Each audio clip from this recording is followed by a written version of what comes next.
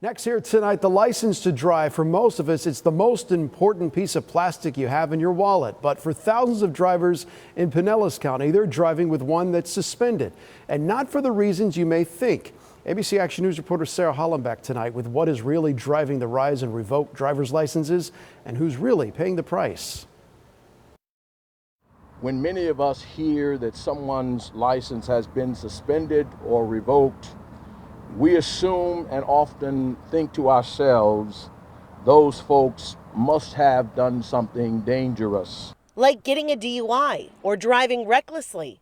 But according to the Fines and Fees Justice Center, of those who have suspended licenses in Pinellas County, 75% are because of unpaid fines and fees. These kinds of punishments should be reserved for people who are actually putting the public in danger. Robert Teagle found himself in a similar situation. The officer told me that I was driving on suspended license, which I was unaware of. He had switched insurance companies, and his former company notified the state that he had dropped his policy. Luckily, the officer called to check.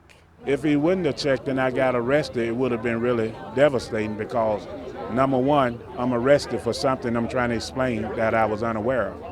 And number two, it would have been bad for me because I've never been arrested before. Religious leaders insist too many people are getting arrested for suspended licenses, despite not committing any dangerous traffic infractions.